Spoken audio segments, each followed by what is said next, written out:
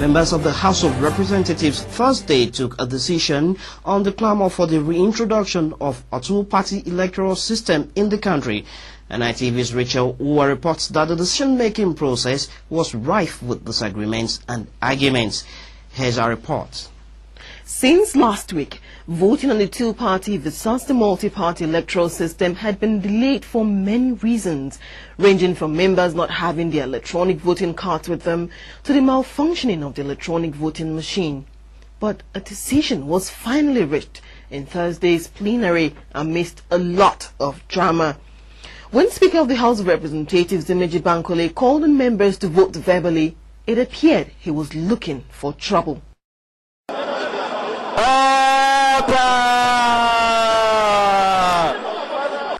Instead of using the electronic voting process, the Speaker then decided to divide the House so that those for the two-party system will sit separately from those who support the multi-party system. But the House broke out in uproar, with some members throwing their cards on the table. Okay, we have done a voice vote. Some members are not satisfied. No problem. We divide the House. Mr. Chairman,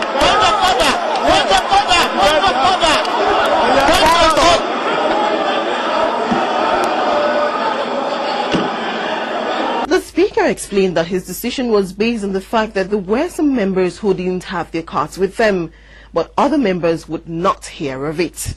Honourable members, please listen. Listen. Please listen. Thank you. Now, it's my duty and my responsibility to do what is right, as yours as well. Now, because the members don't have their cards, their vote must still count. And therefore, the easiest way to get to this is to divide and count. That's it.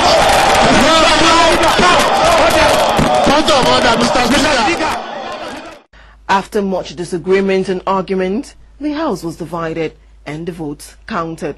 Abstain 1. Vote for two-party system 48. Vote for more than two-party system 172. Despite the grumblings from members of the House of Representatives and the entire chaos in the House of Representatives today, the multi-system party had today. Will this work in Nigeria, or do we still look forward to a time when Nigeria will opt for the two-party system? Only time will tell. Rachel Uwa for NITV. Criminal charges may be sustained against former military president Ibrahim Babangida following the possibility that the federal government will set up a committee to investigate his alleged mismanagement of the $12.4 billion windfall from the sales of crude oil during the First Gulf War. The Attorney General of the Federation and Minister of Justice Bello Adoke made this known in a letter he sent to a group of civil society organizations who demanded the prosecution of the former military leader based on the findings of the Pius Okigbo Panel. Executive Director of Socio-Economic Rights and Accountability Project Adetokunbo Mumini welcomed the commitment of the new administration to prosecute the former military leader on the basis of the evidence contained in the Okigbo report. Mr. Mumini wanted an accelerated action to ensure that the case is diligently and effectively prosecuted. He added that pursuing the case to its successful completion will reiterate government's commitment towards eradication of corruption in the country. In the same vein, Mr. Mumini urged Justice Adoke to involve civil society and the United Nations in the work of the committee to ensure that justice is not only done but seen to be done. The group debunked reports that the Okigbo report was missing as alleged during the administration of former President Olusegun Obasanjo. It's noted that it had remained in the custody of the government, but what has been missing has been the political will by successive governments to act decisively on the report. History was made on Thursday in Kaduna when Mr. Patrick Yakowa was inaugurated as the new governor of the state. Since its creation in 1976, Yakowa is the first indigene of the mainly Christian southern Kaduna part of the state to become a substantive governor. The nomination and swearing-in of Vice President Namadi Sambo, who until Wednesday was the governor of Kaduna State, paved the way for Yakowa, who was Namadi's deputy, to emerge as the new governor of Kaduna State. To allay the fears of possible domination, a section of the state is already expressing. Yakowa stated that the large followership enjoyed by Christianity and Islam in the country should be a blessing and not a threat, recalling with sadness the ethno-religious violence that had rocked the state since the 1987 Kafenchan crisis.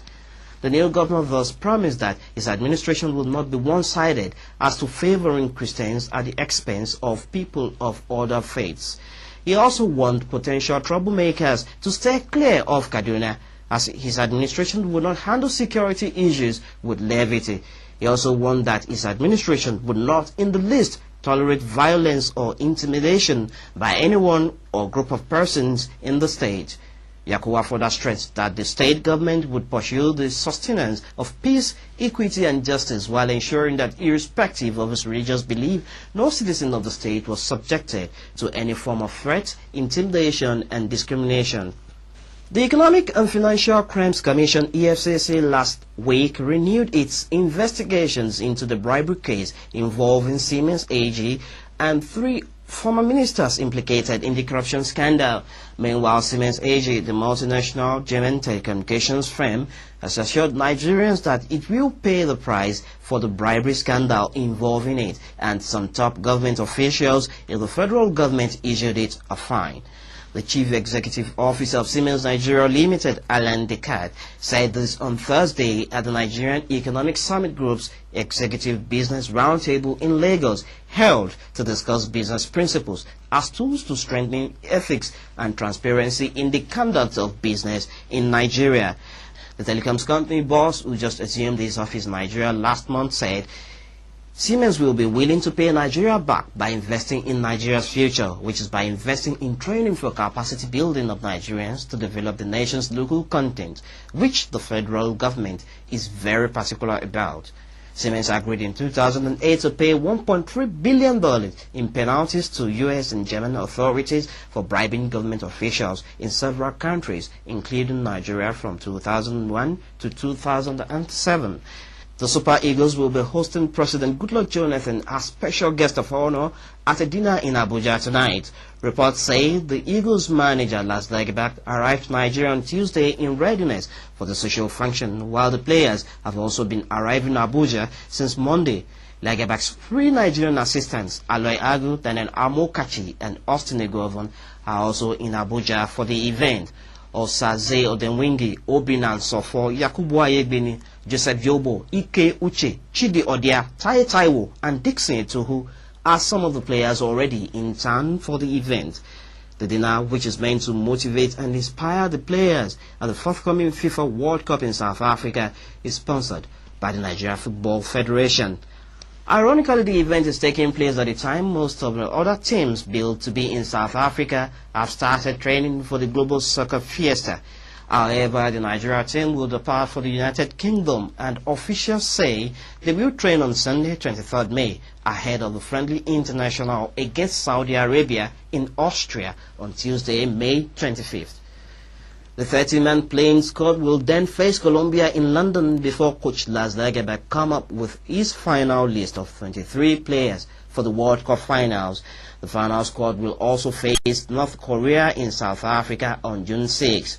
Nigeria's first match at the World Cup is against the dreaded Argentina on June 12, followed by games against Greece on June 17 and against Korea on June 22. And that's all for now on this edition of News Beats. Thanks for logging on.